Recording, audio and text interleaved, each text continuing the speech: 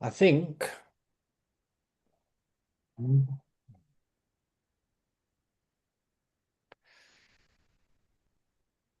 Let's see. There we go. All right. So let's go. Let's check in. Again, yeah, checking in. Um, well, yeah, good. I had a tiring few weeks. Felt like I was flagging a little bit. Um, Coming up to this week, I've got 2 weeks off from Monday onwards, so I'm feeling a bit like getting through the week, um, getting stuff done, feeling on top of things now, and feel in a good place to have my annual leave and enjoy my time off with my kids. So yeah, in a good place right now, I would say. How about you? Yeah, I'm all right. I've been run down for the past few days, so I'm not feeling 100%. I was meant to go into the office. I'm not up to it.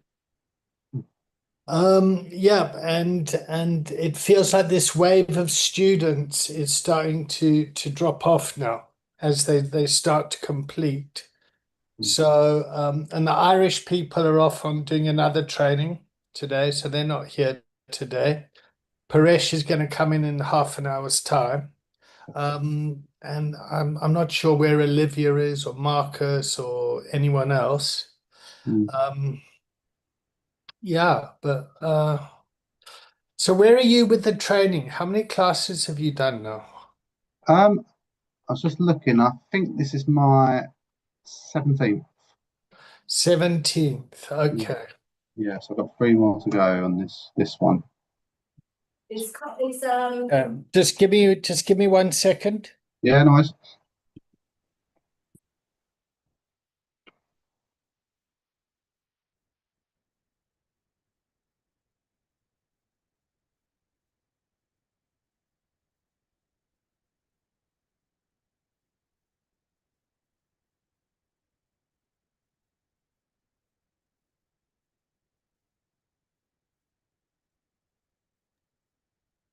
I'll be with you in 1 second, Andrew. All right, just give me a sec, okay? Yeah, nice, David.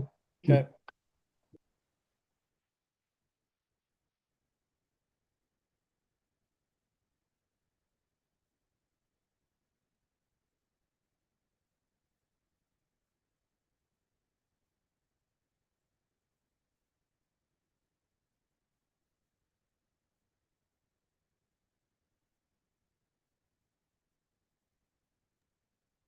Right, sorry about that. I'm That's okay, back. mate. Yeah, yeah. Yeah, on 17, I think. So I've got a few. Yeah, in the last stages of it. I feel like it's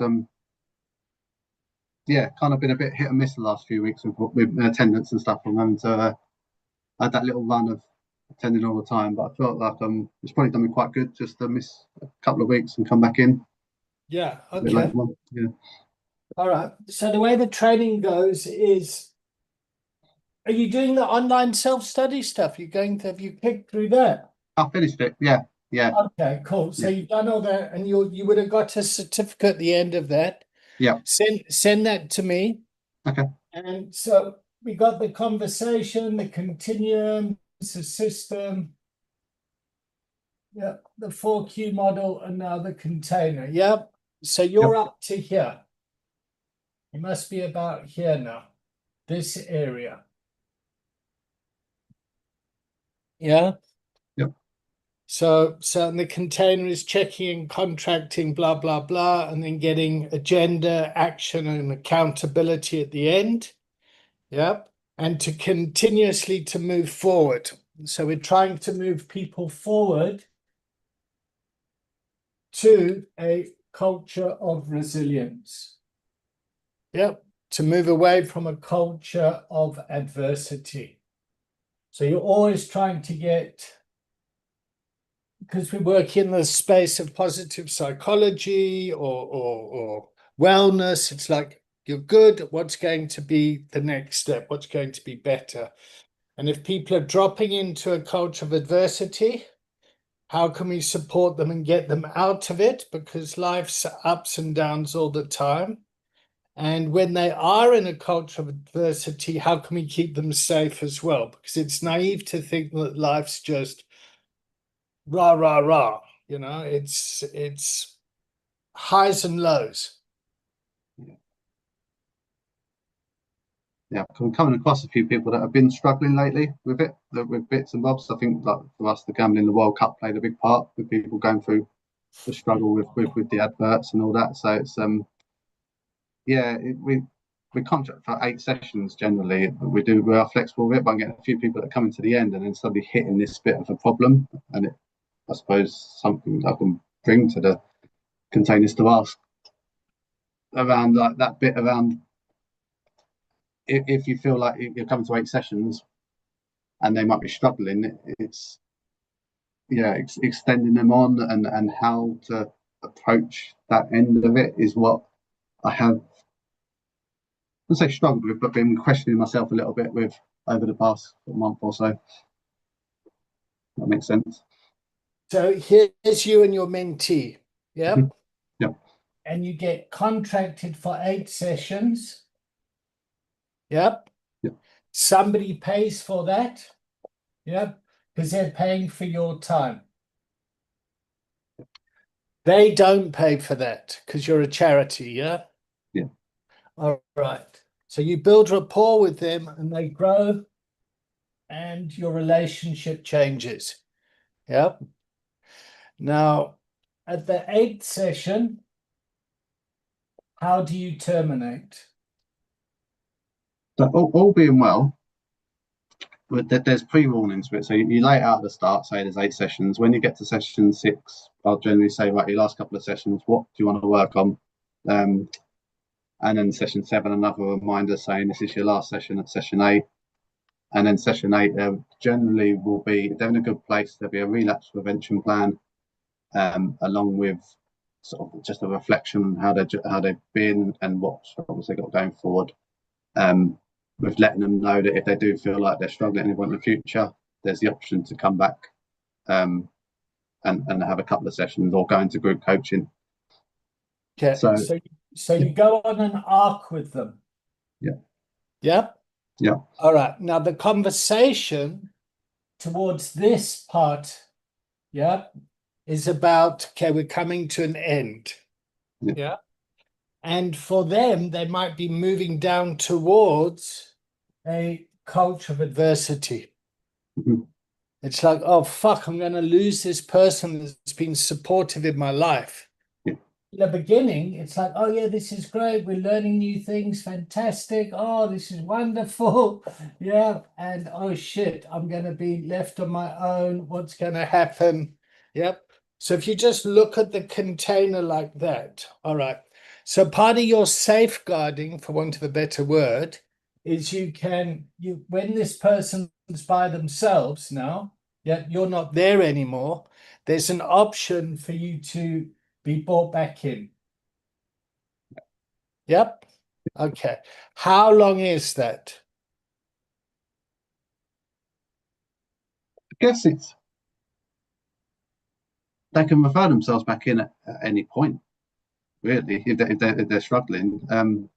Okay, so it's based on individual agency. Oh shit, you know what? I need Yeah, some support. Let me get back in touch with my coach, Andrew.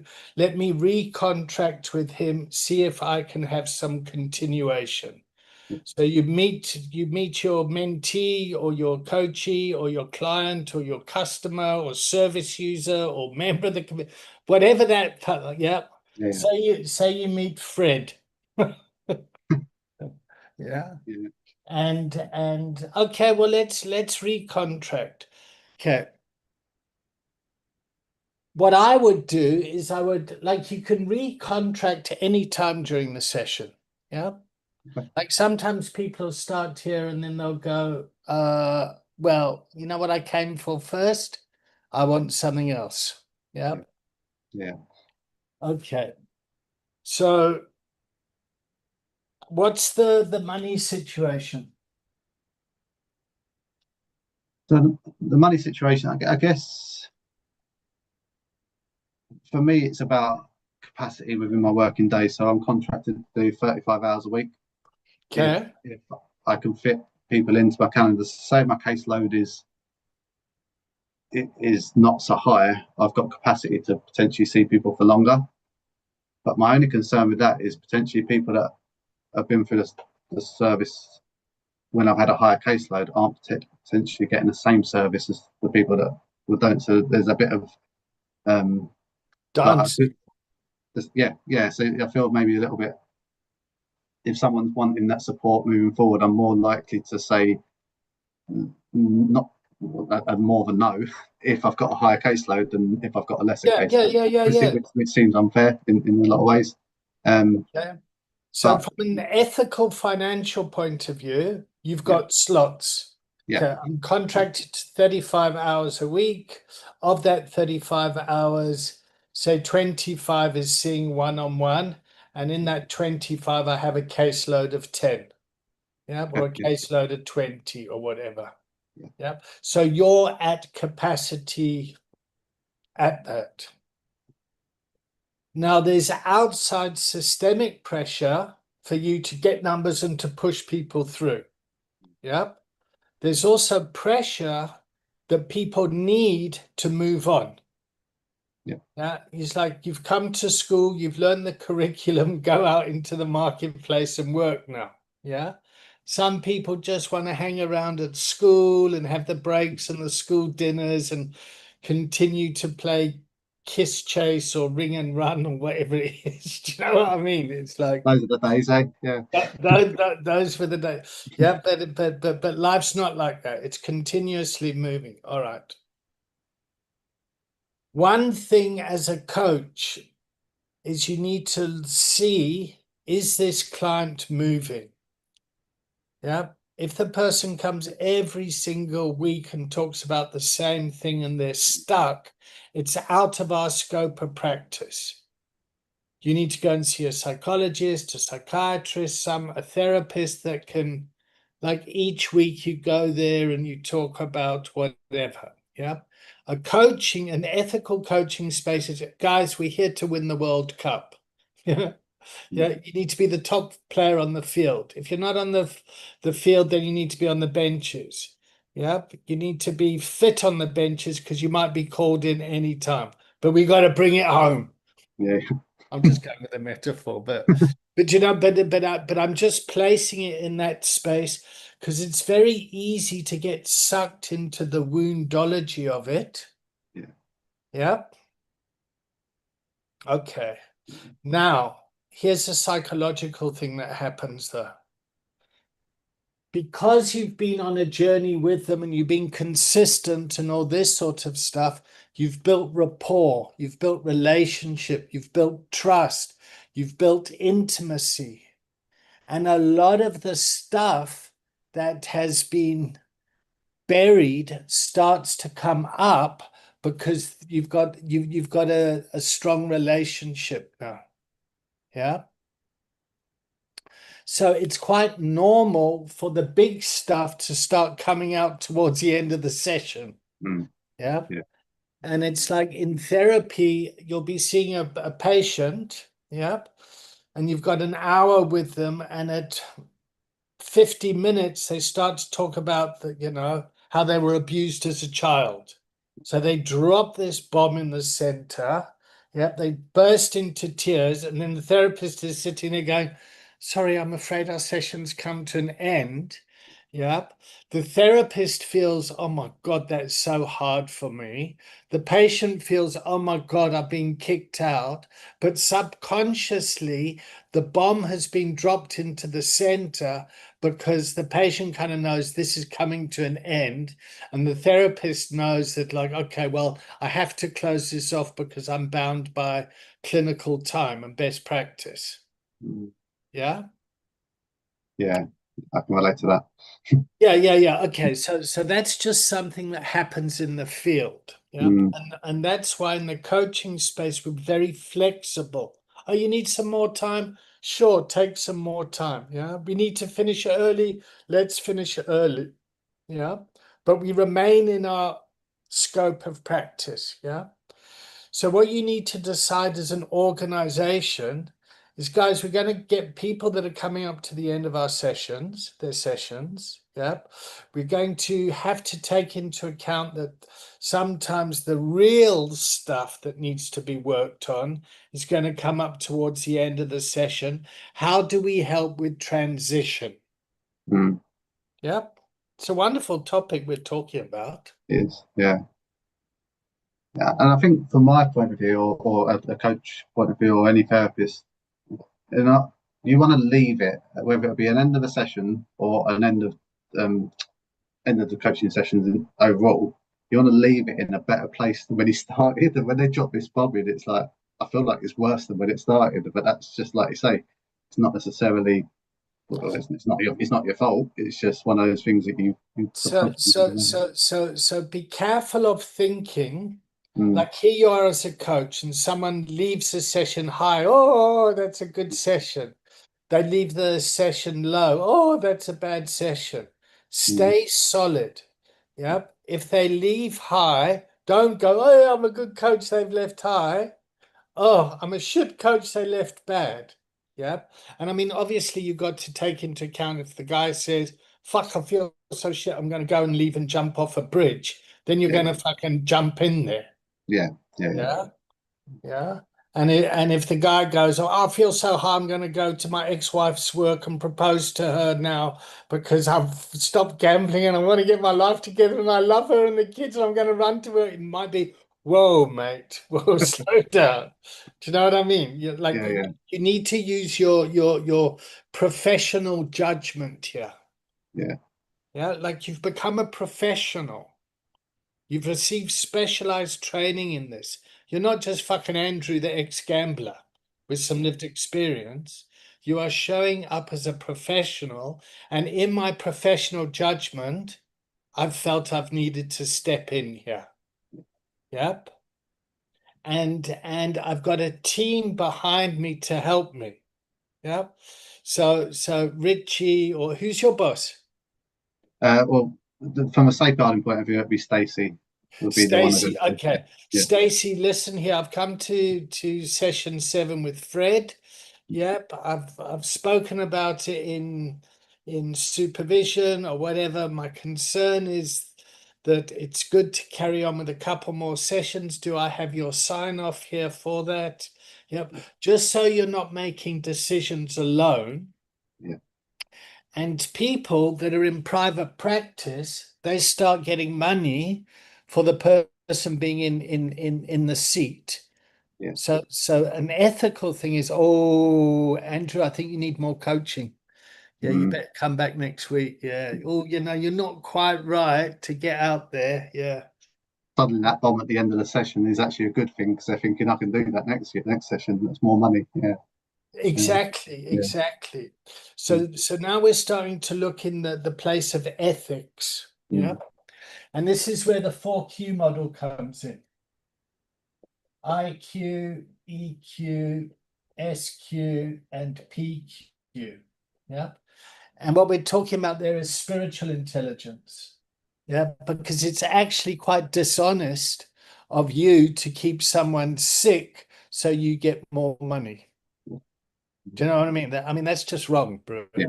Absolutely. Yeah. It's just like ethically, yeah. And if you don't have any moral compass that it's wrong, then there's something really, really wrong. Yeah. Yeah. And there's a lot of people out there that are doing that sort of thing and they justify it in some sort of way and they don't think that they're wrong. They Mm. don't think that it's morally offsides. Yeah, do you know Yeah, it's doesn't sit well. Does it? It's yeah. I can imagine it yeah, goes yeah, on. yeah. Yeah. And you'll know if it doesn't sit well with your own value system. Mm, Yeah. So here you are as an individual, and you'll have anger, sadness, fear, and joy, and then guilt and shame. Yeah.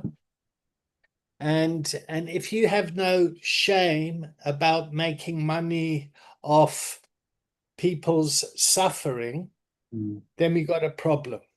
yeah. Yeah. Yeah. That's yeah. And let's say you were that person. It's just fucking Andrew. Let's make money out of the sick people Yeah, let's just do it for, yeah. Mm, I'm not going to refer people to you. Yeah. It's like, okay, well, there's Andrew, that's his practice. That's not my style. mm. Yeah, that's not my cup of tea. That's like, you know, and I'm not I going to think, judge you for that in a negative way. It's just not, I'm just not driven by money. yeah. But I am going to judge the industry that charges people money to keep them sick. Mm, So I'll give you an example. In South Africa, gynecologists, yep, get paid by the private medical system. mm, Yep. And they have the largest amounts of C-sections in the world because, yeah, risk and da da da da da da da da. Here in the NHS, because it's government funded, you only have a C-section if there's a real emergency. mm, Yeah. yeah, So all of a sudden, when there's money involved, well, I really think you should have a C-section because it can be done quickly. You can birth a child within an hour. You don't actually have to sit there for 36 hours of labor. Yeah, it's more efficient to fucking, you know. There's a saying that goes, oh, she's too posh to push. mm. Someone there making a nice bit of money out of each one that happens. So it's yeah, Yeah, what yeah. And what's nice about that example is it has nothing to do with drink and drugs. mm, Yeah. The other example I always use is the gambler that came in to build relationship about I want to stop gambling, but actually what was going on was he had some relationship challenges and he actually just went to the casino to avoid mm, going home and facing the relationship. So the gambling was a symptom of an underlying issue. Yeah. yeah, And the reason I use that as an example is because a whole lot of people think recovery's about using drugs or not using drugs. yeah. No, I No, get that. it's Yeah, I had someone who split up with his wife and the children were living with his wife, and he just couldn't get past the way he felt she was treating him, and he always used to use that as the excuse to gamble, basically, which was kind of getting away from that feeling. And there was like week after week of, like you said, mentioned about not moving forward. It felt like it was just stuck. And in the end, I had to say that this isn't the right service for you. You have to go and probably excellent. work on the fact Excellent. of what is it you can't get past with your ex-wife, because there's a relationship that had been broken for 3 years. It wasn't like it was just recently ended. It was something that he couldn't get past. And until we got past that, there was no working on the other side of it, because what can you do? It's all about trying to say, what can you do to control your situation? What can you do moving forward? But if you can't get past the past, how's he going to move forward? Yeah, it's a tough one. That's an excellent example of, can you see the screen? Yeah, yeah, Yeah, yeah, yeah, that's an excellent example of uh, unresolved issues of guilt, shame, and trauma. mm, yeah, Yeah. So here you are as a recovery coach working on false beliefs. That's your domain, and you're sitting in wellness. Yep. That unresolved trauma is a pathology. He needs treatment, yeah, or they need treatment, and you've referred out of the service to another service. And it's okay to keep the relationship going, but just know that, like, the goal of coaching is like, so how's it going in therapy now? yeah, Or how's it, yeah? Are you making your appointment? Like, whatever. yeah, And we also know that, like, it might be a big justification, yeah, to just carry on using. So that's an inability to change current situation. So whatever their life is like, I just fucking gamble because I'm so angry at my ex and I'm angry at this. yeah, And then they might have a medical challenge. Yep, they might need to see a doctor and get some medication or something. Yeah, to calm those impulses down or something like that, maybe. Yeah. Or it's kind of like, I don't know, bipolar or Mm. ADHD or some dual diagnosis component. Yeah, yeah. And I guess the moving forward at that point is moving forward to therapy, isn't it? It's saying that this is your next step is to go to therapy. So the moving forward part is like you said about still coaching alongside it. So It's that. you're Mm, moving forward is to get support from your boss, yeah, which is Stacy. mhm, Yeah.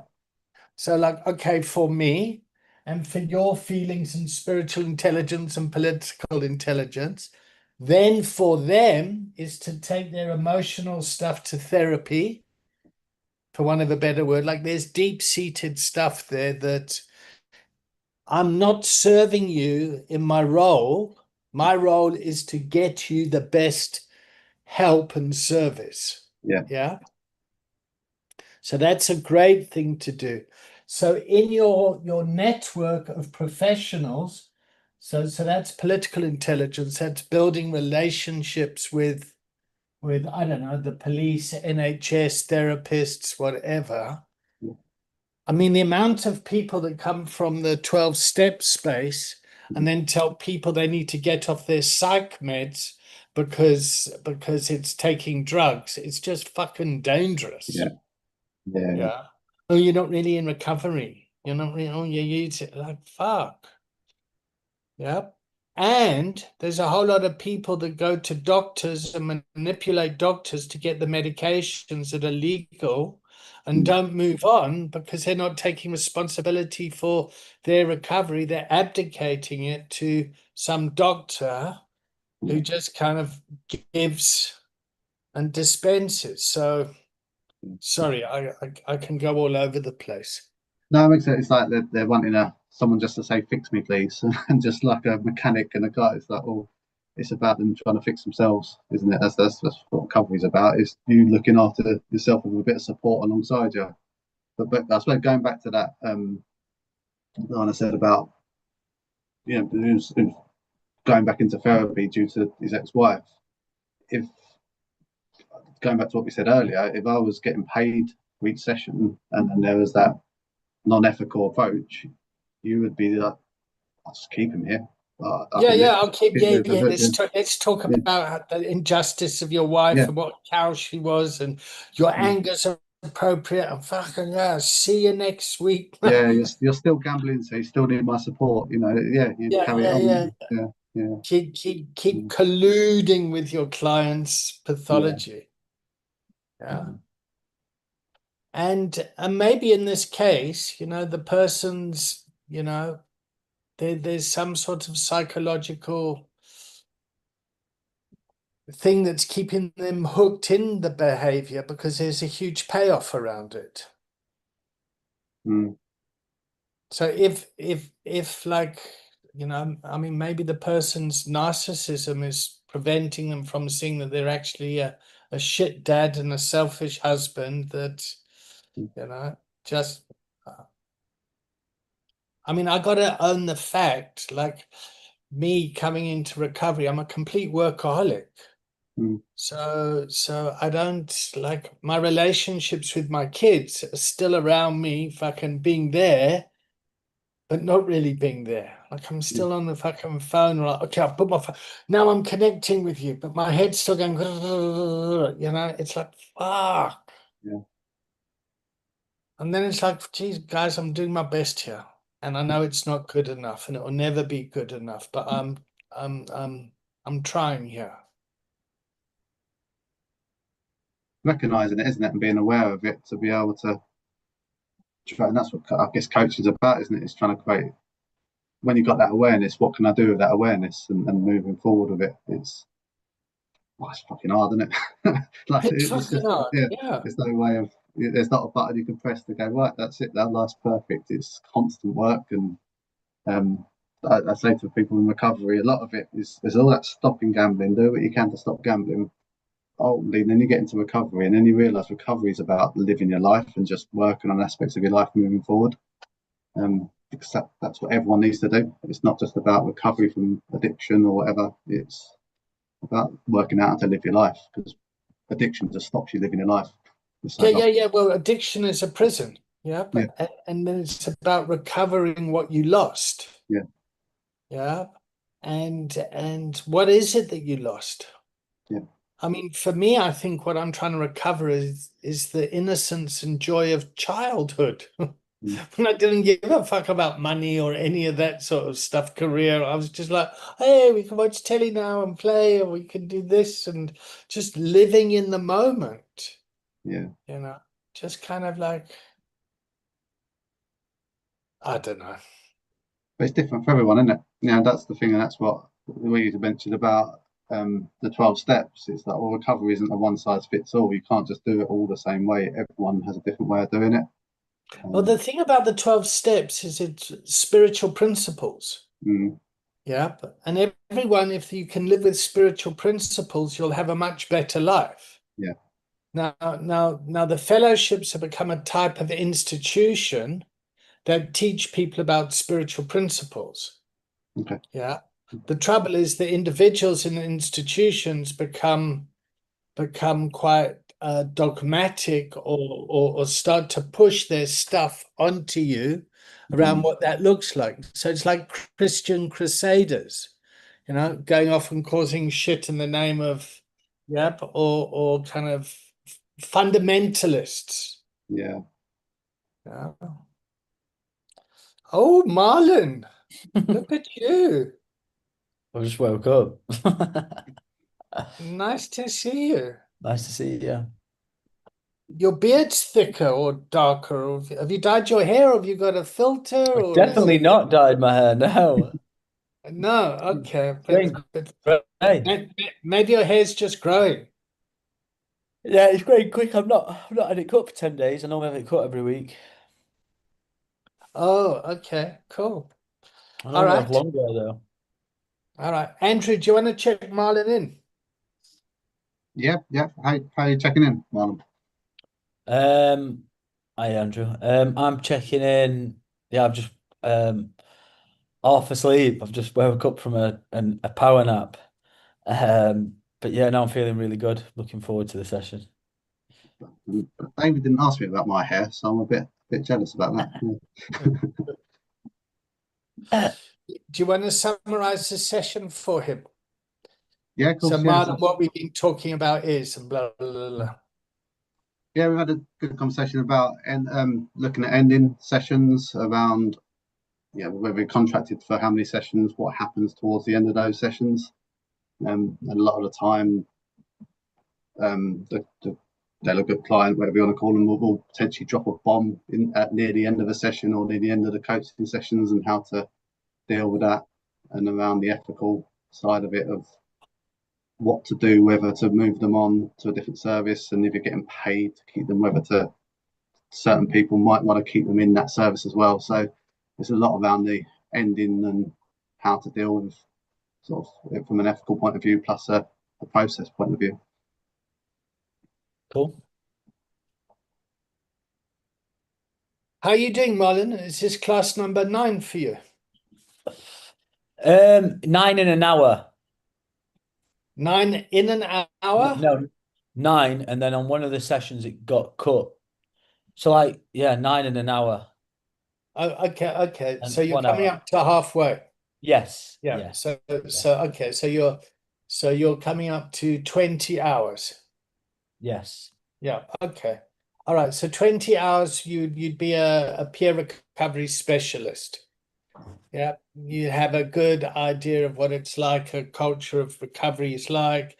You'd be able to point people to different types of external recovery capital. There's some meetings, there's a hospital, there's a doctor, there's a rehab, there's a church, there's a mosque, there's a, Yeah, synagogue. synagogue, whatever it is, yeah. Mm. And you would have been able to share part of your story, yeah, a little bit. Like, I'm just gonna, like, this is a route I took, but you know You do what you want to do. I go to gym, I do this, I do that, da, da, da, da. I was around for 5 years. I went out again, and now I'm back, or whatever. Yeah. You just share a little bit of your story to build rapport with the individual. Yeah. You don't fucking give them your whole life story and everything, and what you need to do is this, and I was fucking that, and rah, rah, rah, rah. Yeah. Yes. So, Yeah. Marlon, you did it 90 meetings in 90 days. You must like, do. yeah, none of that. You really built rapport so well last week Yeah. with Paresh, Marlon. Hmm. You did it so well. Do you remember how you did it? Yeah. How did you do it? I just clocked his watch. You clocked his watch, yeah? Hmm. Yeah. He wears a Rolex, what, a GMT or something. What did you say? GMT Master 2. Steel and G gold. Fuck, whatever it was, but Marlon saw Paresh. He didn't speak about recovery or anything, just saw the watch, started speaking, and then there was a common interest. And then he built rapport. That got me all curious. I met Paresh on Sunday and I went out for a meal with him and I said, "Tell me all about these watches. What's going on here?" Whoa, whoa, whoa, whoa. And Yeah. and and to start to have a conversation about other stuff. Hmm. Like, what do you value about a watch? How much does it cost? Oh, you bought it for this. Now it's an investment. Now it's worth this. And pop, pop, pop, pop, pop, pop, pop. It was great Hmm. stuff. Yeah, it was. It was good. I forget about that's one of my strengths. Mm. Okay, cool. Did you have any homework, Marlon? No, I didn't. No. Okay, great. Great. No, I didn't. What All happened? right. Oh, you left the session early, didn't you? No, you left us to take the session. Yeah, that was Oh, it. okay. Yeah. Yeah. Did I abandon you? No, you didn't abandon it. No, you just give the reins to someone. I don't know if it was me. I can't remember. I missed Tuesday's session. You and Olivia. I I missed Tuesday's session. Yeah, I was with some family over on Koh Samui. Um, and there was a family member I don't get along with actually. So my uncle and he'd be at one side of the hotel and then we'd switch and I'd be at the other side to play with the kids, my cousin's kids. Really interesting. Yeah. Great. Okay, so let's go with that. Yeah. Now we're Mhm. going to go to the system. Yeah. So you've got the person who comes from a culture of adversity. Hmm. Yep. You've got the family member, the family, and then you've got the workplace or the money. And what you're trying to do is to get this aligned to what support will look like for this person that's bringing chaos into the system. Hmm. Yeah. So when the person gets support and starts getting well, the dysfunction of the system starts to come to the surface. Yeah. So Hmm. give us a bit of history if you're all right, Marlon. Yeah. Um, And just know this is recorded. So okay. just be respectful. Yeah. Yeah. And maybe we shouldn't talk about it. Uh, no, I'm fine to talk I about mean, it. we've only got 53 subscribers. I mean, Yeah. it's not like I'm No, no. Jordan Peterson. A million followers. Yeah. I mean, he's 65. He's very old school. Um, and basically, I well, I was very Naughty. I was no, I was disrespectful. I He claims I was disrespectful towards him in front of some friends around Christmas time last year Oh, because okay. I answered. He basically speaks to me in a particular way that I don't like, which I've never really noticed too much. And this time I'd noticed and Marlon fetch car, Marlon do this, Marlon do that, and he he tried to make a fool of me at the dinner table with some friends, and I said to him, don't fucking talk to me like that, and he didn't appreciate it. And So you stood up for yourself at the dinner table. yeah, but then what happened was I have a really good relationship with my cousin, his daughter.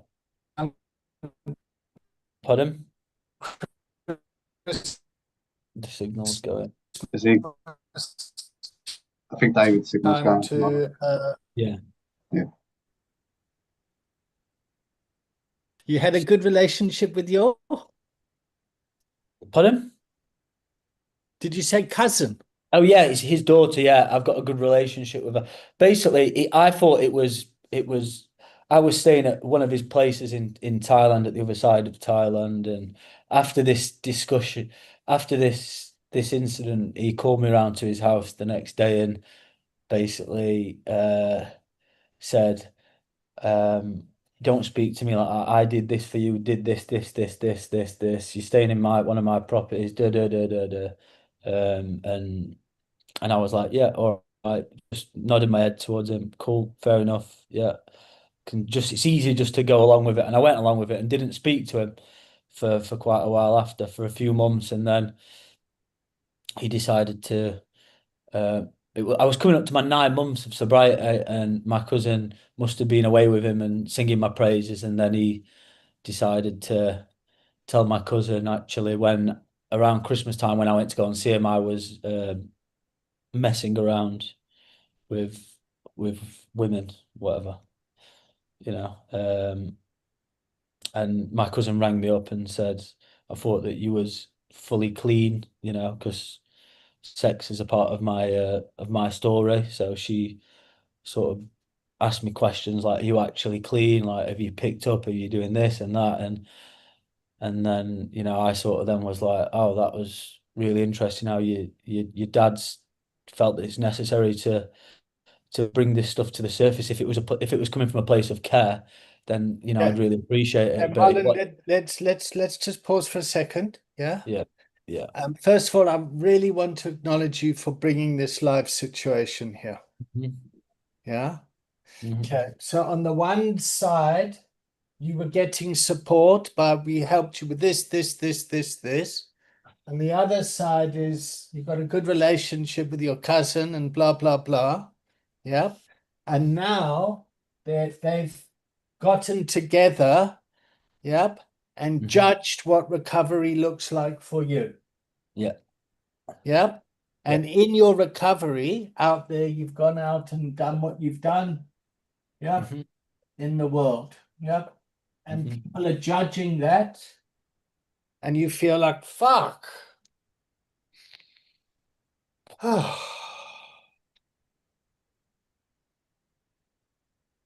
How are you feeling now? I'm really resentful towards him, Res- to be honest. Okay, Yeah, great. yeah, yeah. So you've Really got resentful. anger coming out that's Hmm. going into the system. All right. Yeah. So first of all, thank God this isn't a client. Yeah. Hmm. This is a family system. Hmm. Yeah. And I really appreciate the fact that you're saying, fuck, I'm resentful. I'm angry about this. Yeah. Okay. Yeah, because when I went over to go and see my cousin, I was going over to see her, and she asked me to send a message to her dad, and I was like, I'm not doing that. I don't need to.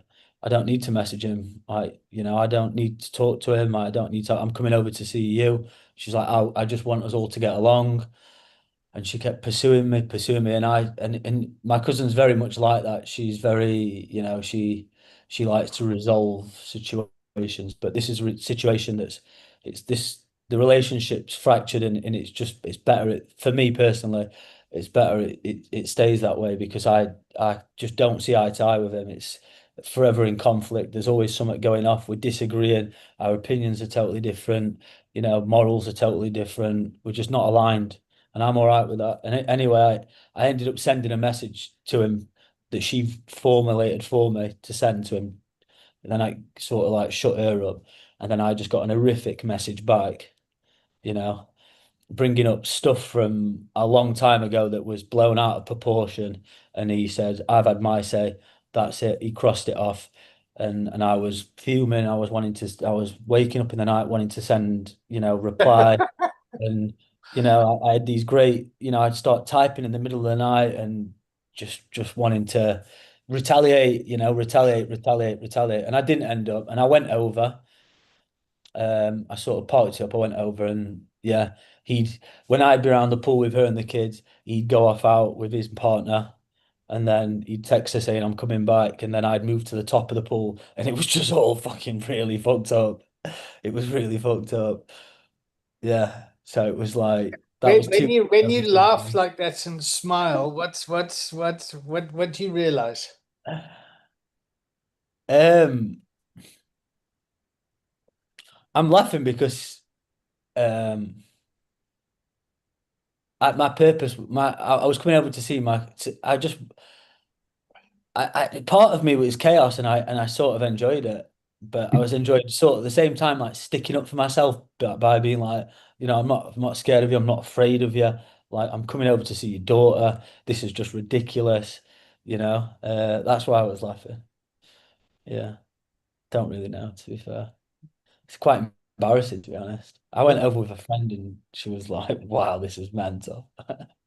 But Okay. So now yeah, now you feel a sense of shame around this. Yeah, it's like yeah. embarrassing. It's like, oh fuck, okay. What does that shame say? Mm, mm. Um, if anything, it's the shame around the sending the message. Oh, okay. Yeah, yeah, sending that message that because a big part of me is like I've sort of gone against my problem previously, in the past is like is not not sticking up for myself in a healthy way and Okay. not being All right. protective of So my boundaries.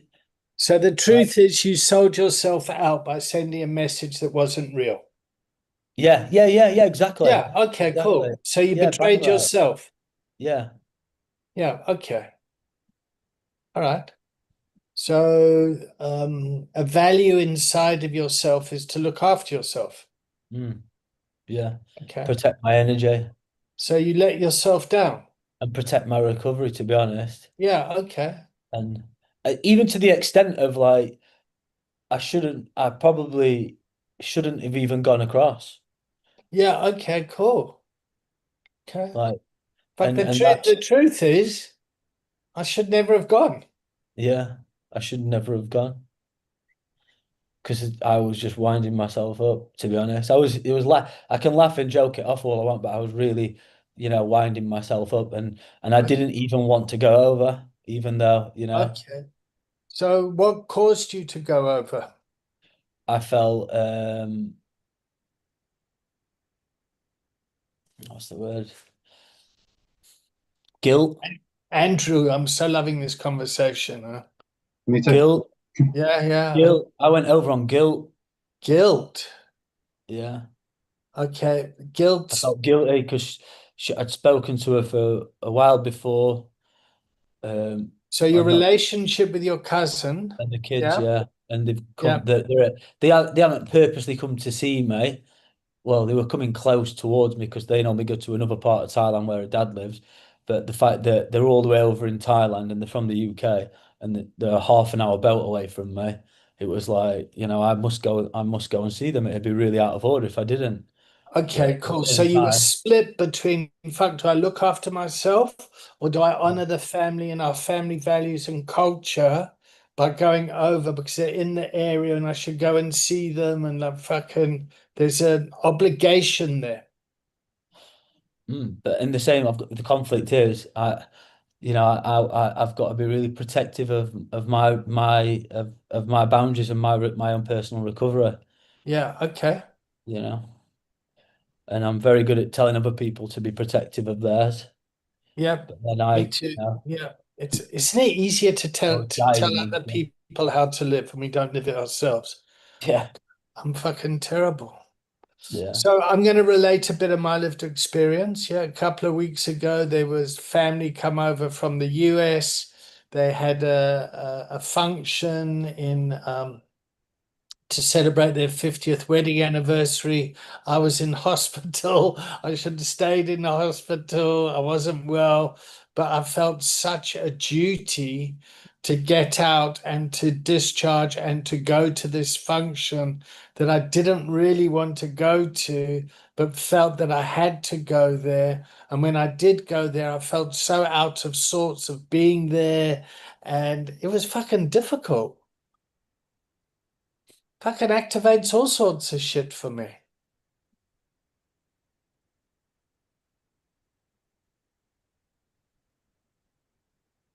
So why did you feel it was necessary to go? Oh, fuck, a million reasons. I'll take that to therapy. But I really relate to that guilt of like, fuck, I got and to feeling split in the system. Mm. Yep. I relate to people judging what your recovery looks like. Yep. Particularly people that aren't in recovery or aren't professionals around it. Yeah. Mhm. So you said your cousin kind of criticized your sexual behavior, your intimate behavior.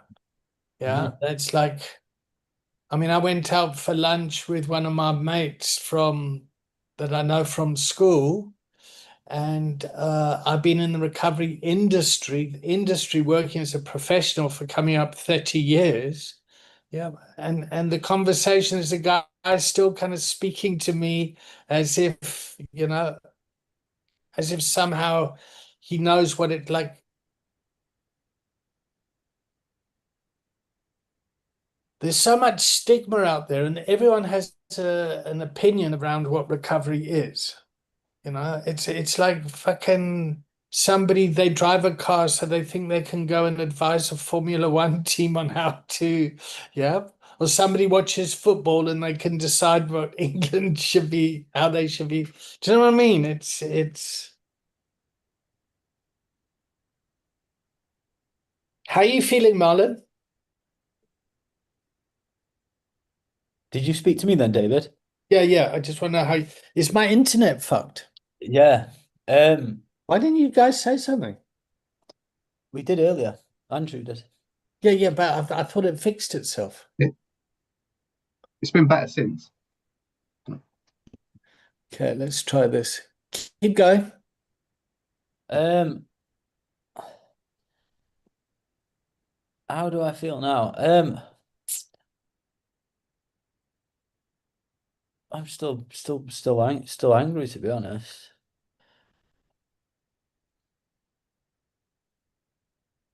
Frozen again.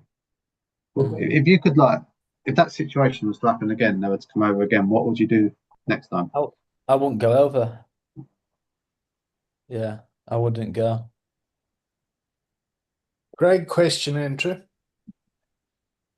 Did you hear his Definitely would. response?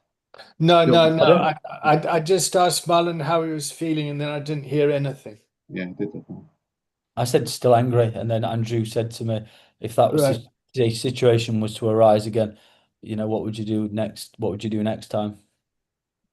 Okay. So anger's about boundaries. Like that's a healthy response to anger.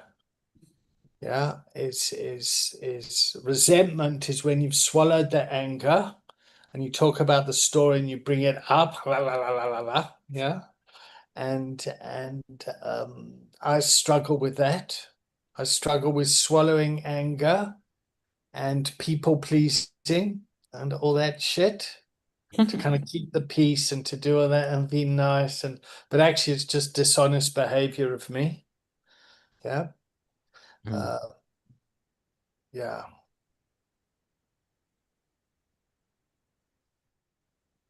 That's a great question, Andrew. Keep going with the questions. Yes, I mean, I think the anger's like a sign of something that's gone on that you haven't wanted to come on. So yeah, the fact that next time it happens, it's learning from the previous, isn't it? And moving forward, what does the family dynamic look like now, and what would it look like if next time you said no? Or what Um, would you like it to look like? So, Like, so, okay, so there's a goal there. Like, what would you like your relationship yeah, with your family to look like? Wonderful.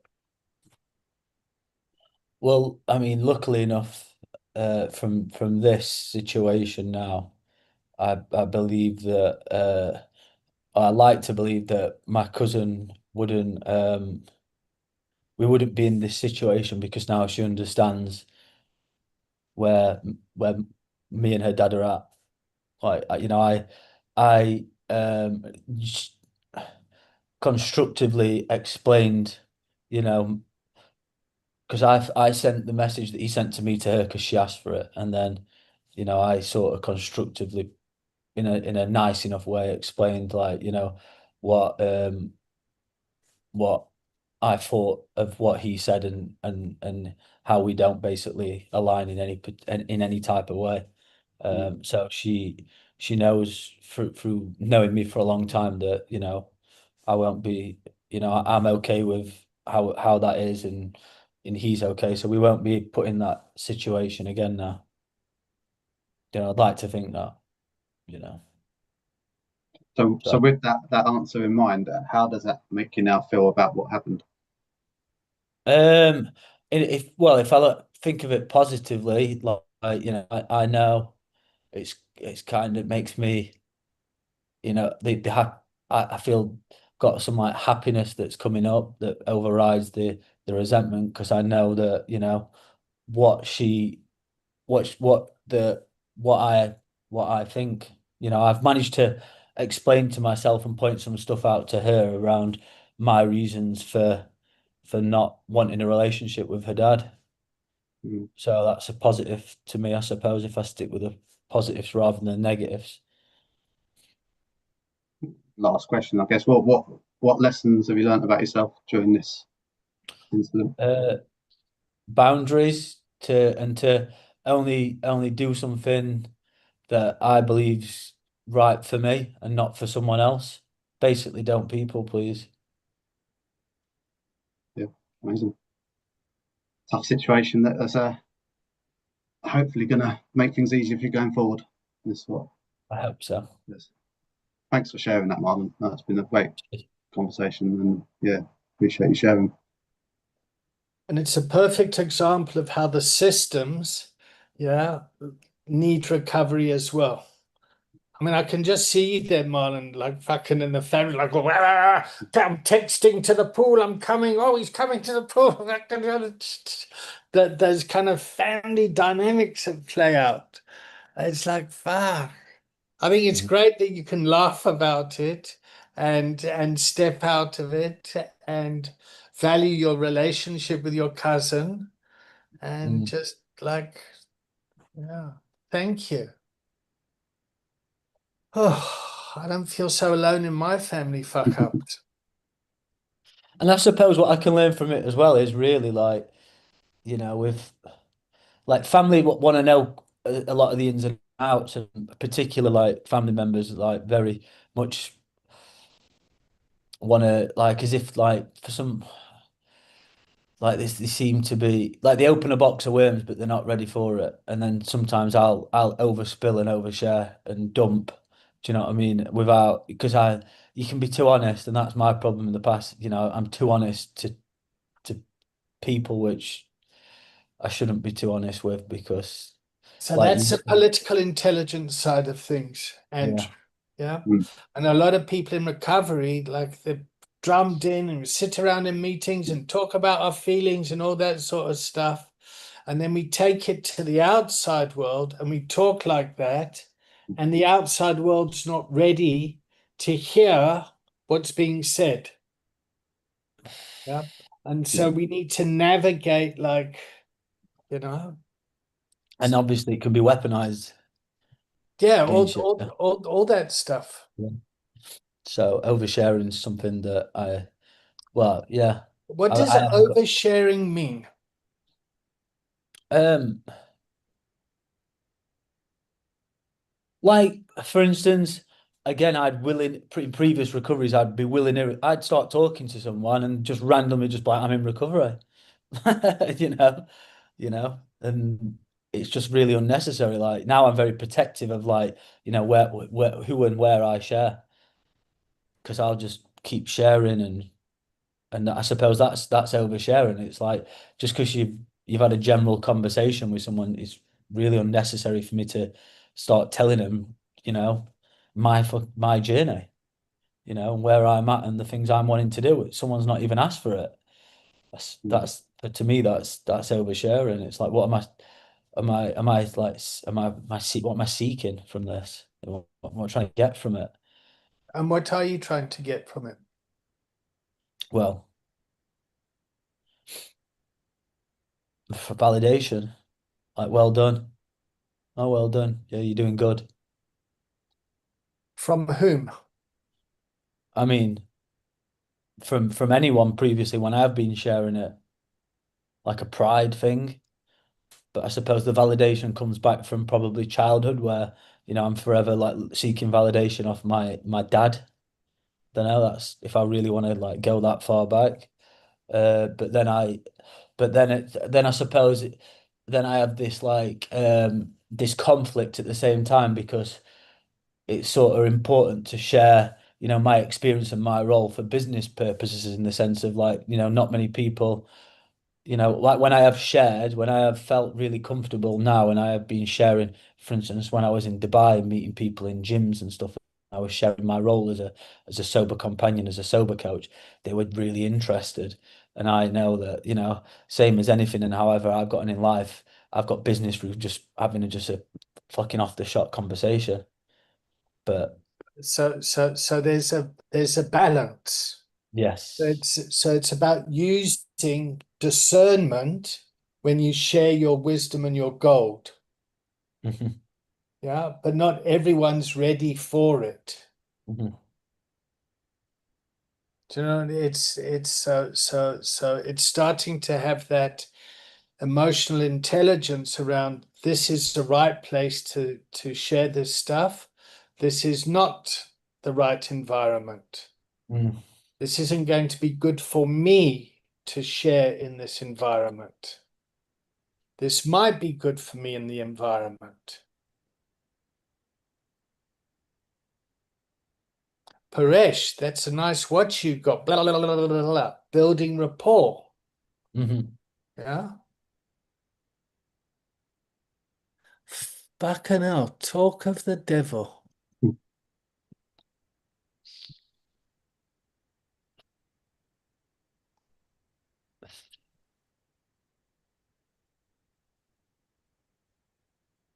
Can you hear us, Paresh? Yeah, Cool. sorry. We were just talking about you. Most people do. It's fine, Okay. you know. It's all about me, you know. I'm in recovery. I'm an addict, you know. It's all about me. Okay. Do you know, Marlon, I'm surprised. you I'm want actually surprised that people in recovery actually get on, because it's all about you, right? So how do you get on with each other if it's all about you? So Marlon, why don't you check Paresh in and catch him up? Yeah, Paresh, hey Paresh, how are you checking in? Yeah, I'm good. I'm good. I'm good. And my wife comes back today after being 10, 11 days away. And I was a little bit quietly nervous about what will happen when she goes. She went to the other side of the world to drop my kids off and have a quick break. And it's been a success the last 10, 11 days. Or is that the first time she's left you unattended? Yeah, in Unattended. London. I've been unattended in New Zealand during my recovery in my family home. But sorry, this is the first time I've been left in London, correct? Alone. Can I just ask something? You said she's gone halfway around the world to drop the kids off. Is that just dropping them off and getting rid of them, or is she No. coming back with them? No, she's not coming back with them alone. She's coming back alone. She's dropped them off. She's dropped them to Australia for summer. Oh Wow. wow, wow. Yeah, they're only 14 and 10, but they were the grandparents. So we've done it twice now. I did it last year as well, and they loved it. So Mhm. my wife's got a brother who's got 2 kids same age. There's only those 4 cousins. There's no one else. And they don't care where they are. Like, even though they've gone to winter, they're just going to stay for 4 weeks, and then my in-laws will bring them back, but they haven't booked a flight. They don't know when they're fucking coming back, but they know when they have to be back at school, and they've said, don't worry, we'll drop them back to your front door, no problem. So it's all good. So I'm going to be home alone with just my wife. Maybe that won't be the biggest test, rather than being home alone. But fucking God knows what's going to happen. Yeah. No more hiding with the yeah. vape, Hey, sneaking around with the vape. mate, do you know what I wanted to do when she called me yesterday? Is just vape like this on the phone. But I was a bit too scared. I should have just done it, just vaped on the video. So I'll just get you up to date, Presh. We were talking. I checked in, tired, feeling good, looking forward to the conversation, and I, randomly brought to surface a situation where I'd gone over to visit some family on the island, an island half an hour away, and with I've got a really unhealthy relationship with a family member, my uncle, and I went against my boundaries where I'd set to not, have a relationship with him. I got asked by another family member, my cousin, to try and resolve the situation because she wanted it all to be fixed. And I sent a message, basically apologizing for something that, I didn't really believe I needed to apologize for, just to keep the peace. Yeah, sure. And Yeah.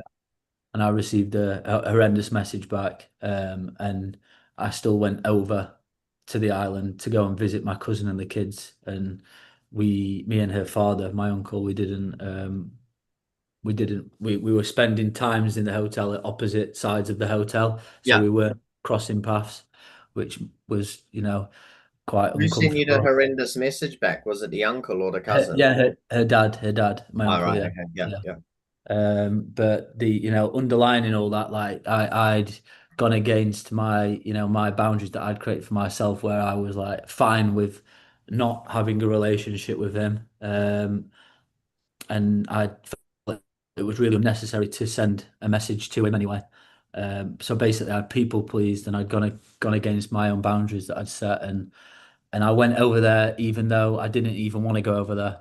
So It's annoying, isn't it? It's like when yeah. you apologize for something, you feel like you're going to save that person, and then they hammer you back again. It's like, fuck, I wish I didn't do that. Mm.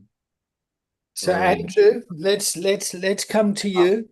Now, you just check in what you've seen in the situation today from what we've spoken about, and talk as if this was case management. You were talking to Stacey about the situation. How would you word it? What would you say? So I would say Marlon brought a situation to the container, explaining what he's just explained, um, around boundaries, and he put himself in a situation that he felt uncomfortable in. Coming out of it and asking him a few questions. Afterwards, there's a lot of there's anger there, there's resentment, bit of anger at the way the situation unfolded and maybe his responses to bits. He mentioned around boundaries and not really feeling like he was sticking to the boundaries that he wanted to stick to, but he has acknowledged the lessons he can learn from that, and there's a situation that's unfolded from it where he's able to that situation shouldn't happen again, and he's happy about that situation potentially not coming to fore again, because what played out has shown everyone that this can't happen again, and there's lessons to be learned from it. And what are those lessons? What did the container learn about? So the lessons were, especially around boundaries. So he's Boundaries. Excellent. and his values around Values. what Great. and looking after himself rather than people pleasing. Self-care. Self-care. Wonderful. What else? and the looking after your, the self-care, looking after yourself, making sure that you're not, that you're learning from what's happened, that you're able to self-reflect on what's happened, be honest with yourself, name those emotions that you're feeling, and also learn from what's happened. And you've met Paresh and Marlon before? I have, yes. Yeah. Yeah. In your judgment, would you think they're progressing in kind of learning about this work and or how do you think they're progressing?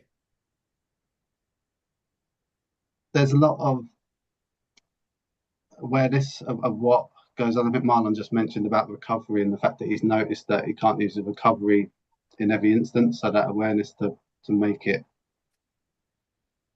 a bit more, not just about his story. It's about the coaching aspect of it and about other people's stories. So there's a lot of awareness around that. Excellent, Andrew. Excellent. Paresh has learned a lot about asking open questions, really prompting people to come back with an answer rather than the sort of the closed questions as such. And yeah, just the awareness in the group of recognizing why. And what Paresh does is ask a lot of questions to gain that knowledge as well along the way. So yeah, it's massive progression, and it is, yeah. I think we're both on the same stage as well. Is it about 10? How many of you have been in now, Paresh? 39.5 hours. Oh, right, you did. Yeah. So Yeah, so that you're right, they are on the same, yeah, this is about in fact, no, Pressure's been coming on Tuesdays as well sometimes. Okay. Great, Andrew. Okay, so my job, the overall arch, is to teach the coaching conversation, the continuums, the system, the 4Q models, and building the container. And to stick with the values of people arrive when they arrive. Yeah. If you build the framework, the topic emerges. So you create the space for what needs to be spoken about emerges. It's not a curriculum like this is what we're doing, this is what we're doing, this is what we make it up as we go along, we dance in the moment. Yeah. And that's how it works. And I think we're doing well at that. In fact, I think we're doing very well. And I could be biased to that because I'm emotionally attached to that. Yeah. But it is definitely a different way of learning. And I can see progress in Marlon and Paresh.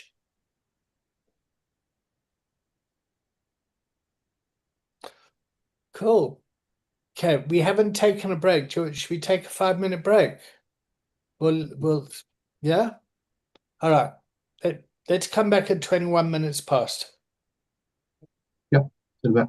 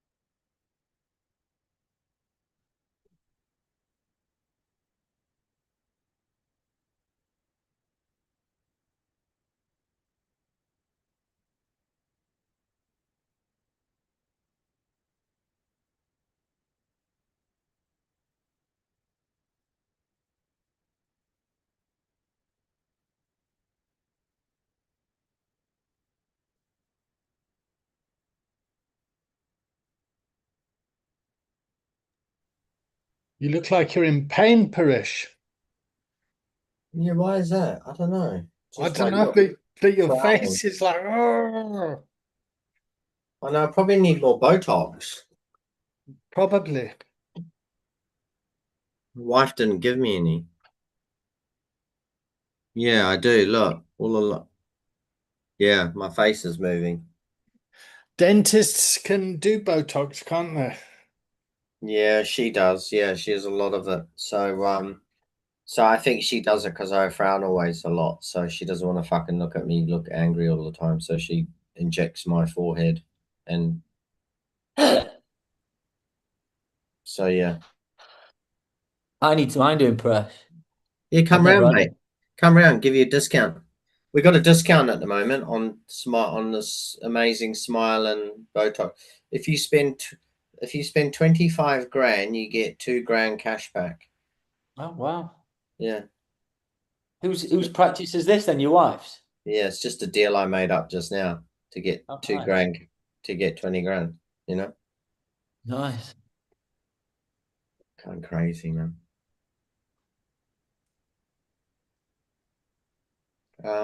What's happening in Thailand? How long are you going to be out there for?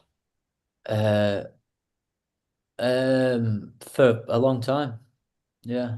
My visa runs out in December. And then I'm going to get a digital nomad, a DTV visa, so a 5-year visa. I have Yeah, to leave the country I see all these every. young people moving to live in Thailand on TikTok, and I'm like, how the fuck do you move to Thailand? We're on a UK part. How does that work? Get on a They plane. just keep going. No, but they just keep going on these like weird visas, right? That's good, I suppose. Yeah, mine's a Muay Thai visa, an educational visa. Right. 12 months you get it for. And you like it there? Yeah, I love it here. Yeah. How long Yeah. have you been there? Just over a year. But I've left. I've been to. I'm leaving in 2 weeks. Actually, I'm going to Portugal for a month. Wow. What's a digital nomad visa? DTV. It's called Digital Nomads. So it's for people who work online. Yeah. Content creators. Sober And coaster. and how does that work? Sorry, this is my agenda coming in. But how does that work in terms of employment and tax and that sort of stuff? That's a good question. Tax, but employment, you're self-employed. So obviously, I'll have to create. I've got to create a company, and you have to share that company. Show them on the when you apply for it, and you've got to show X amount of money in your bank account. And paying tax, I'm not too sure about that. they There's always ways around tax, probably.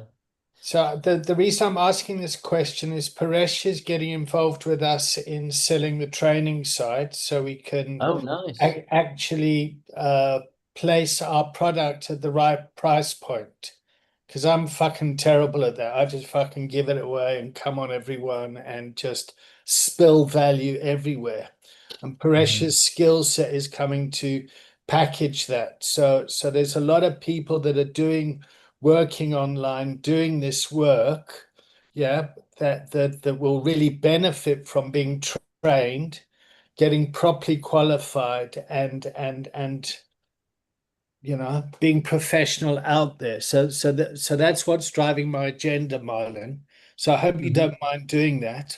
But the more Paresh understands it, the more he can kind of go, okay, well, here's the value, this is the price, this is what you and then to create a product. Me, I just like, okay, yeah, come along, let's go, fucking da da da.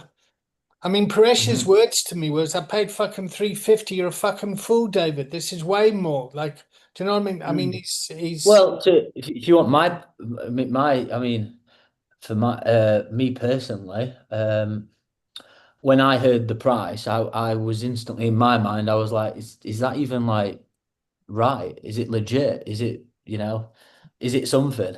You know, yeah, it's it was almost it was very questionable. Whereas if it was 3.5 grand, yeah, I at the time I would have made it happen.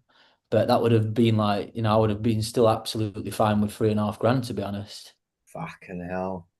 Oh God, don't say that. What do you mean? Don't say that.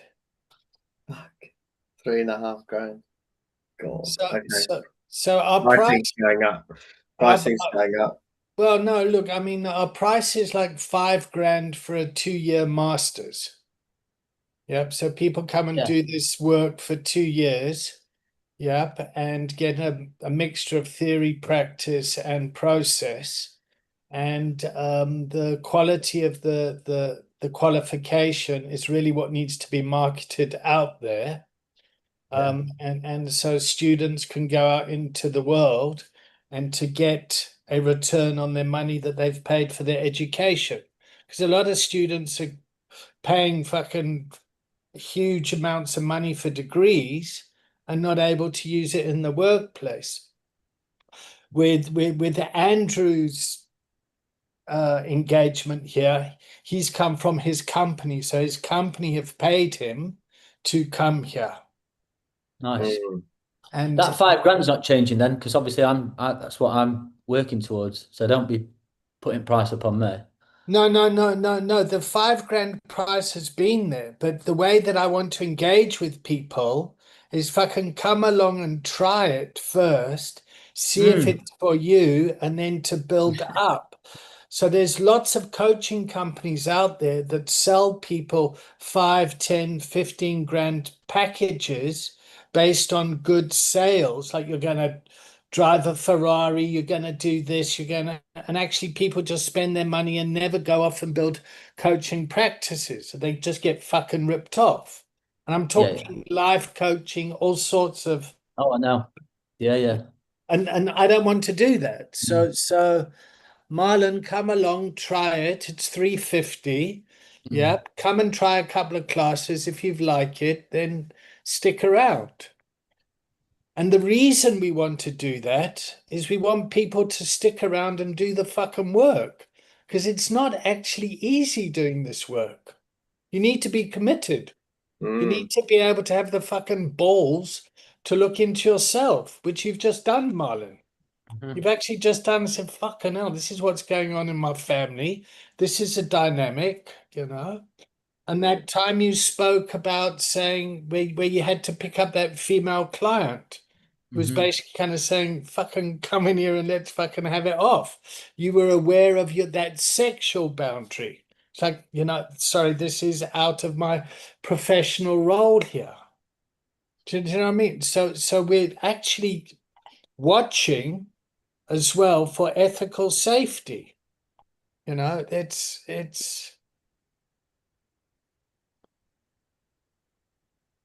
sorry, I get passionate about this stuff.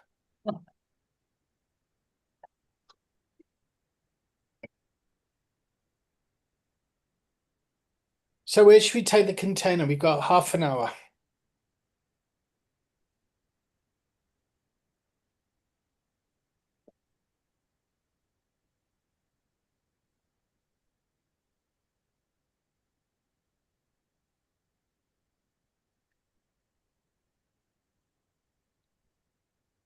If you see me writing down, I'm not being rude. I've got a big piece of A3 paper here with like, for some reason, I get all creative when That I'm looks cool. in a It different does, huh? way.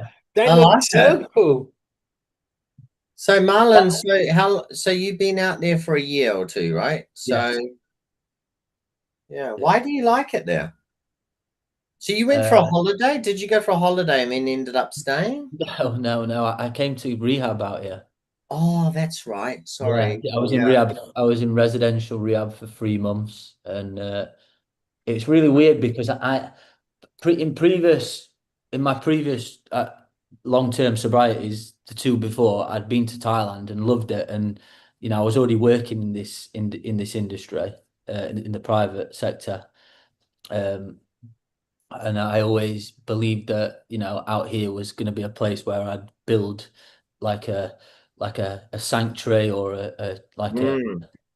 you know, or sober living or a secondary care facility. Like that was always my vision. And I never ended up doing it because I was here, there, and everywhere, you know. Mm. And I when it got proposed to me around going to a treatment center in Thailand, I was like instantly like I knew before I come that there's a high possibility of me not coming back. So I was like, this is feel well, sorry, that was my phone. Yeah, so I came out here and did the 3 months and yeah, stayed. What do you miss about the UK or your old life? I don't miss much to be honest, Paresh. I mean, I really like England, and I like where I genuinely like where I live, near the Peak District up north. Yeah. I've got a really close family, but I mean, I just can see how I can very easily, you know, just from being back for them 2 weeks when I went back, how Yeah. I've just remolded back into the particular way of living that I have previously when I've been there before. I just fell straight back into this mole. What was that? Just doing the same. I went over there with a particular type of, you know, I set myself some intentions and some boundaries, and as soon as I got from Heathrow to Sheffield, I woke up the next day and I just morphed back. It felt like I'd morphed back into the person I was before I came back out, just going to the same places and seeing the same people, and you know, and being involved in conversations I didn't want it to be really involved. Mm. And I can't, I couldn't see how I could potentially grow there, you know, in just don't align with my visions. So your your environment with the people, it's not kind of an alignment for what you want to do So now. there's a lot of systemic pressure for the role that used to be in that system to re-emerge. Yeah. So a lot of people go off to treatment, they do very well, and then they go back to the environments that they come from, and they go back to it's going to be fucking different. I'm going to be da da da da da da da. But there's so much environmental pressure that you end up going back to the role that you were carrying in that environment. Yep. So a lot of people go to prison, they come out, they go back to their environment, they slip back into the role that they were. Mm. Yep. Mm. And part of treatment needs to be aware of the role that the person's going back to. And that's why it's important to have community recovery happening in the communities that people go back to.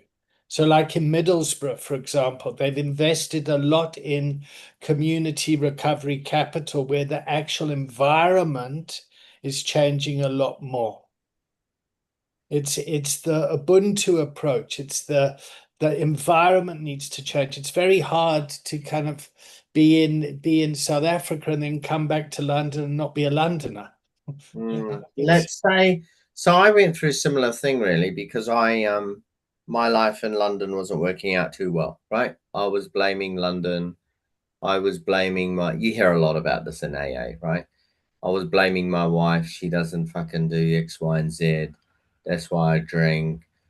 The London shit. People are not friendly. People, all these lists of things why I drink, right?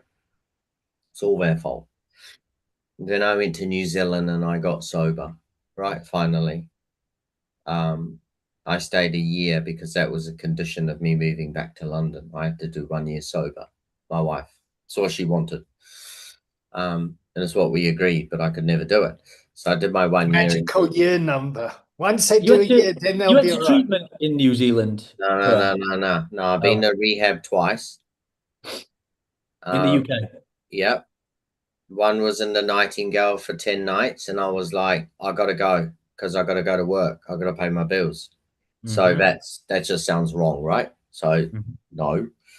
And then I went to Primrose Lodge. I don't even know where fucking Primrose Lodge is, but I was there for a month at Christmas a couple of years ago, and I relapsed 6 weeks after. And I could never get more than 6 to 8 weeks, I think. And then I went to New Zealand and I just got sober. Right. Okay. That's it. That was 2.5. That was 26th of March, 2024 was my last drink. So 2.5 years. So I was all about the environment. So I went and did my 1 year, and then I came back to London, came back into my family home, right? Which I've not really been part of for quite a few years. I've been living in fucking Nando places, right? Random flats and losing jobs and just fucked, right? Everything's just so bad. So, you know, I was blaming a lot of those things. And when I came back, I was nervous. Well, everyone's nervous, right? Because there's a lot of problems here. There's a lot of triggers, right? Like the basic stuff, like people drinking on the street, right? It's illegal where I come from, right? You don't drink on bloody streets. There's no such thing as off licenses. You can't get booze after 11 p.m. Like, it's not normal. Anyway, all those things and a million other reasons. And so I've continued to be sober, but sorry, I spend a long time thinking of I spend a long time trying to say something. So anyway, what I was trying to say is, how do you know whether it's the environment that's bad or whether you need to make changes? Do you know what I mean? Like, and I'm not saying that at you, right? Yeah, of course. But it's like, so for example, let's say I've been arguing with my wife quite a bit recently, okay? I'm like, you fucking, this is not good, this is not good, that's not good, you need to make some changes. And it's pretty clear that she's never going to make any changes. Zero. Okay? I don't know what planet she's living on, but I think she thinks she's just perfect, right? So no one's perfect, and I'm just like, I need some movement from you, right? And that's not happening, right? So here's just because we're on a class learning about this stuff, I just want to jump in. So yeah, Okay, so we talk about a culture of learning, a culture of adversity or a culture of addiction, and then a culture of recovery. Yep. so I'm going, oh, I want these changes. Like, no, that is not happening. So you've been on a journey, Paresh. Yep. Yeah. You're kind of over here in a culture of recovery. Yep. Yep. Your family members have been impacted by watching your journey. Correct. Yep. Yep. And you've been to rehab twice. You've been to New Zealand for a year. You're coming back here on a training. You're doing all sorts. You have gotten a lot of support and change. Yep. The environment doesn't. Yep. I mean, they might get a little bit of help, but the environment is impacted still by your behavior. So the environment is still under post-traumatic stress disorder. Yep, the environment is impacted. impacted. Marlon goes off and tries and has a normal sexual relationship. The environment goes, what the fuck's going on? How's your recovery going? What's blah, blah, blah, blah, blah, blah, blah. Yep. Does somebody comes home late from work, their mum can't get hold of them because their cell phone batteries died. They walk into the house. Where have you been? I'm trying to get hold of you. Blah, blah, blah, blah, blah, blah. My battery died on my phone. I need you to be urine tested. Blah, blah, blah, blah, blah. That is the person that is freaked out still. Does that make sense to everyone? Yeah. And I'm just putting it here, not around your particular case, Paresh. Yep. But this is the environment that we're coaching in. Yeah. Andrew brought a case of somebody today that he's been working with who's kind of over here now in terms of their gambling recovery, but isn't able to move on because of what's happened in the past with the family relationship. Is that correct, Andrew? Yeah, yeah. Yeah. And there's no point in this person coming to see Andrew for that stuff because that's out of his scope of practice.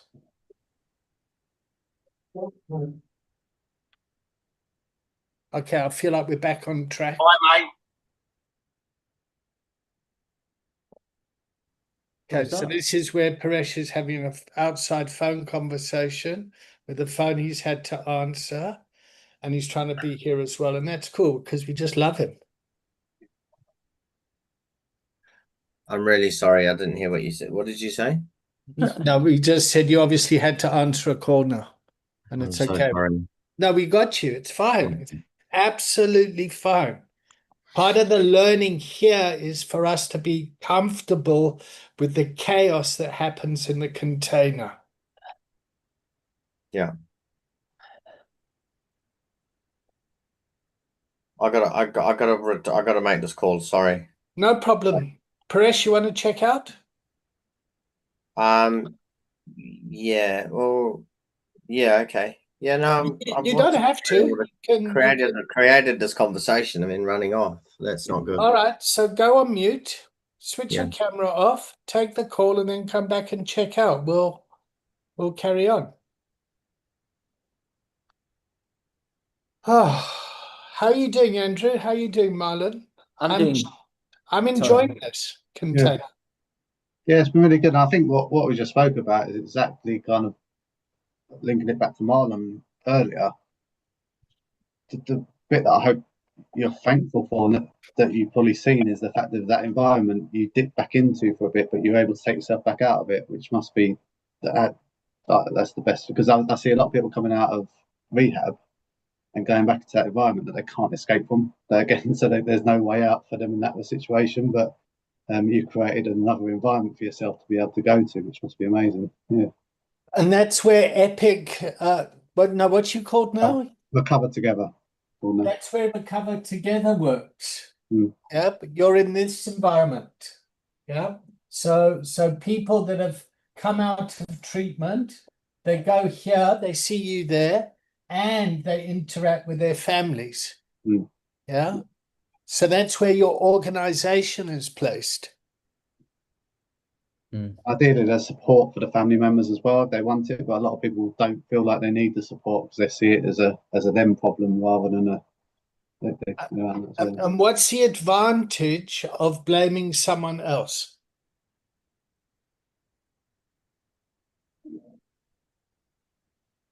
What they see as an advantage is you don't have to work hard to try and solve the situation.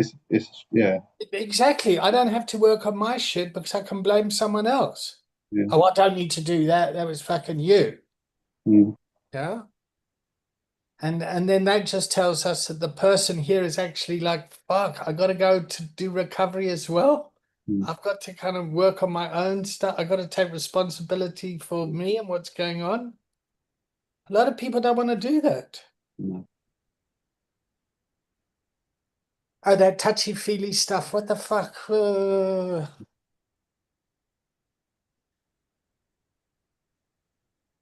It's not easy. It's not easy.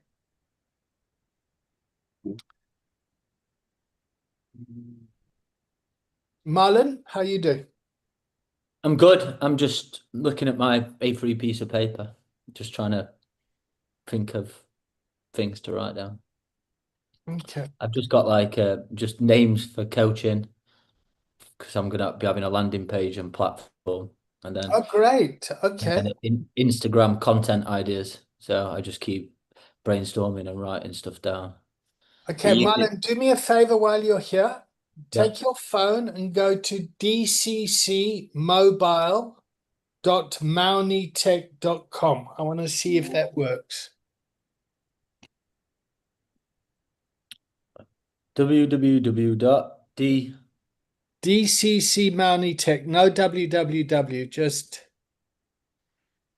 I've put DCC and then yeah, it's for David Collins Coaching yeah, Mobile. mobile Yeah. Dot Mauni, Mauni, Yeah. UACT. Mauni UCAT. Yeah. You're Yep. right. Yeah. Yep. .com. It says this connection is not secure. I continue. Safari can't open this page because the server can't be found. Okay, let me just stick it in the chat.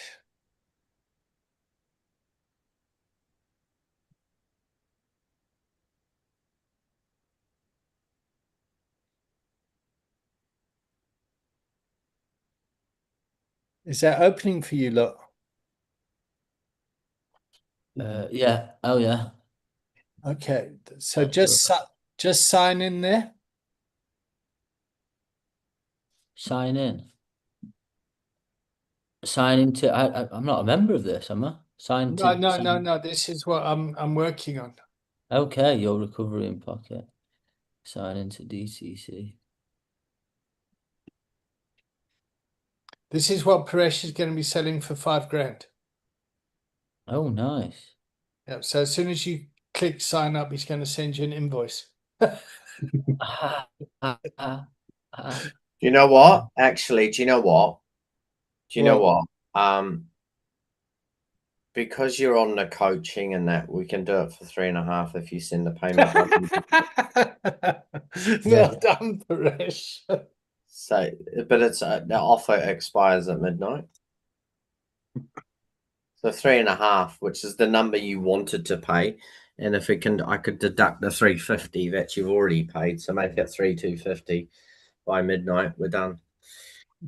Fill out all the offences. Yeah. Look, he's putting in his card details. He's concentrating. What password's this? What? I don't get it. Fuck. All right, don't worry about it. It's fine. It's fine. But on there, what I'm trying to do is get people to join the community of practice quite easily, so that there's more coaching groups for people to join. And just because you're moving into the digital nomad space and the online training space, this would I've be. signed up. You signed up, great. All right. Yeah. Okay. It does have bugs, but thank you for that. Yeah. There we go. Sign in. Validating. Email not confirmed. Oh, well. I'll figure it out. Okay. Nice. All right, guys, let's start to wind up this container. We got 12 minutes. Okay. Take 10 seconds to just think about what you've learned today. Just to summarize what you've learned personally and what you're going to take out into the world with this.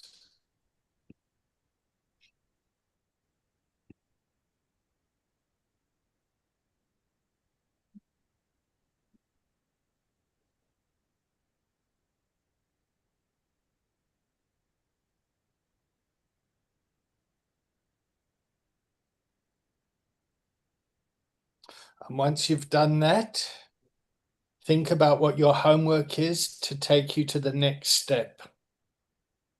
You always want to forward the action and deepen the learning. And Andrew, so you're coming up to class number 18, yeah? So you've got 3 more classes here. And you've been doing the systemic wellness as well, haven't you? Yeah, I'm about halfway through that. Yeah, I've got a few Yeah. weeks. So then you would have done 10 there. Yeah.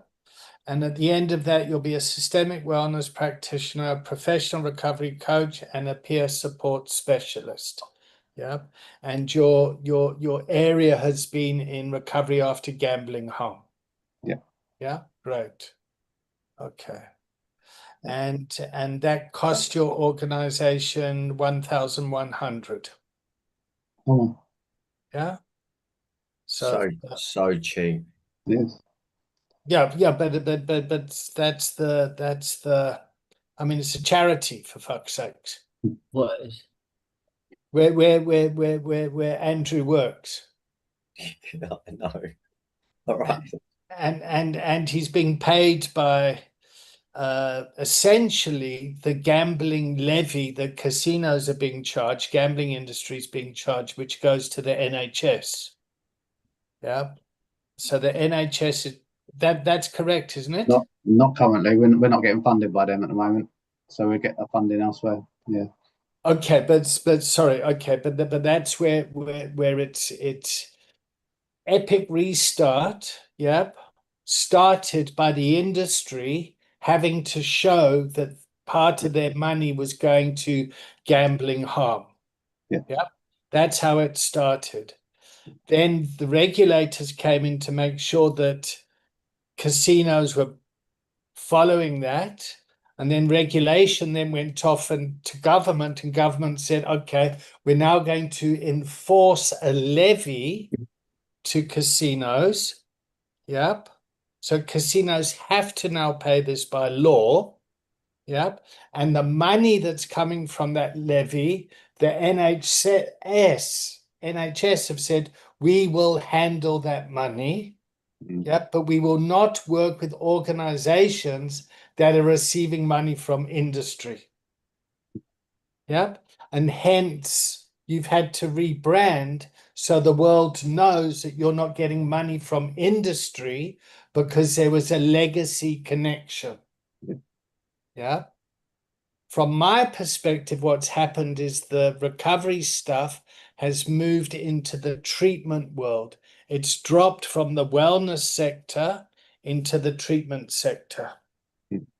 And that means there's going to be all sorts of policies, procedures, safeguarding, a whole lot of additional things that are going to restrict. The same thing happened with 12-step fellowships. It dropped into the treatment sector and then they came up with 12-step programs, which aren't very effective. Yeah, I was going to ask how that did that improve eventually, or is that just Well, what happened is people then just went around saying that 12-step treatment is the best way of treatment. It's the only way of treatment. And multiple pathways of recovery is like, what the fuck? Don't talk shit. You got to do it the 12-step way. And 1 in 4 people would find recovery through kind of complete abstinence around that. Okay. And for me personally, that's not good enough because that means 75% of people aren't getting treated or help. Yep. So we're working in the space that is that's why we'll say multiple pathways to recovery. So Marlon has come from quite a 12-step orientated recovery, and his work here has been to deprogram that stuff and to kind of open up his perspective. Mm. Is that correct, Marlon? 100%. Yeah, I've become more open. I've become truly open-minded. Yeah. It's more like, okay, well, fuck, this is what worked for me. I'm not going to overshare and tell everyone about it anymore. Yeah. But this was my path. But what path do you want? Yeah. It's like within in business, essentially, you know, my dad's always says, don't put all your eggs in one basket. Mm. And that's the same with like all my eggs was in 12 fellowship and 12 fellowship only. I couldn't see out of it. That's what it felt like. Do you mean AA? And yeah, AA and CA. Yeah, Yeah. they were my two. Yeah. But don't get me wrong, I still go, I still attend 3 or 4 Yeah, meetings a same. week. Like, you know, and I'm cool with it. I've just, you know, I've broadened my horizon, you know, and I'm of service to more people than limited. And now I don't tell people, you know, the things that I did tell them in the past. You know, Yeah, same. I don't tell them, like, you Do you know, feel I'd be like like, you're more broad, aren't you now, in your yeah, own I'm like, you recovery? know, well, they say that, you know, they talk about being the things that are indispensable, being open-minded, willing, and honest. And it's like, well, I'm not truly open-minded if I'm solely focused on just a 12-step fellowship. Do you know what I mean? I Yeah, truly believe now I'm open-minded yeah. because And I've then got time for people. I didn't have time for you if you weren't interested in being a part of the 12-step fellowship, I was interested. It was like as if I was a gang member. And if you weren't bothered about coming into my gang, then fuck off. I hate that. That's one of the biggest things. It's one of the biggest things I hate about that AA, right? They don't want to fucking know, Yeah. you know, unless you're like on the floor and they can help you. It's like, come on, man. Yeah. So, yeah. Yeah. I got a lot of respect for AA, a lot. And I agree with a lot of their theory and principles, right? You know, like, I mean, I could give you 100 examples, right? But yeah, I think it's unhealthy to go that deep and narrow on anything, right? Anything, Mm. you know, anything. In your recovery, you found your place, I suppose, right? Like I have as well. I think, just for today, just for today. Mm. Yeah. I've really enjoyed today's class. Yep. Thank you. Even though my fucking ears are blocked. Yeah, let's check out. What's your checkout and what's your homework? Andrew, you go first. Yeah, I've really enjoyed today. I'm checking out Positive. Couple of weeks off coming up, so yeah, I felt really enjoyed the sessions. Homework would be, from a work point of view, definitely to try and manage the endings in a more efficient, sounds a bad word, in a more in a better way. Let's say better way. I can't think of the right word right now, but in a more positive way. So the transition, the Yeah. transitioning of your clients. Yeah, Yeah, absolutely. Yeah, great. and I'll tag Marlon. Thanks, Andrew. Yeah, I'm checking out Re-Energized. So I was really tired when I came on. I woke myself up from a power nap. I feel better for sharing some stuff that just wasn't even gonna share. And I've enjoyed, some of the open questions that got asked. I've enjoyed reflect. I've been doing a lot of reflecting, and yeah, my homework is, I'm just gonna reevaluate, my values and my boundaries. Yeah, everything's good. Going out for dinner tonight with my beautiful friends, so I'm looking forward to that. Yeah, I'll pass to Paresh. Oh, it's almost dinner time for you, isn't it? Yeah, it's evening. I've enjoyed the session, even though I wasn't here for all of it. Annoyed that I missed the first 45 minutes. Because it's always great. I always love it. My homework I'm going to give myself is sort of so many fucking random thoughts going through my mind all the time, and this, that, and the other. I want to start writing down more, and I'm not going to have a really nice picture like Marlon's, that because I like that, but I want to start writing more about my ideas or things. So I keep forgetting, and I'm all over the shop all the time. So I need more pen to paper. That's it. That's my homework. Done. I'll hand it to you, David. I've really enjoyed class. And just for the record, I was very much a 12-step, very, very much in that space. 12-step Nazi space. I was really very, very grateful for the fellowships. And then in 2006, I started to change my thinking a little bit.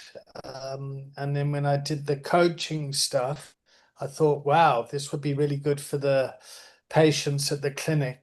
And then from 2008, when I went into coaching full time, I've been working on the role of recovery coaching. And yeah, and my motive is I just want more than for people. I just want recovery to be more for people and to get more people the benefit of this stuff. my struggle with charging, yeah, which keeps things such low priced, Marlon, is that 12-step thing of you only keep what you have by giving it away. That that slogan, yeah, still haunts me when I try and go out and offer value to the world. And I've had a hell of a lot of sponsees that would just come and ask me to sponsor them, but actually they want business coaching, they want this and that and the other. And because of my poor management around boundaries and role clarity, it got very, very messy for me. And that's why I've burnt out several times and continue to burn out. So I do have those ghosts in my head. Yeah. Mm. So I just wanted to say that. So I really appreciate hanging with you, men. Lots of love. Thank you. Oh, Talk to you David, later. can I speak to you for 1 minute, please? Sure. After? Yeah. Cheers all. Take care. See you See you guys. later, Andrew.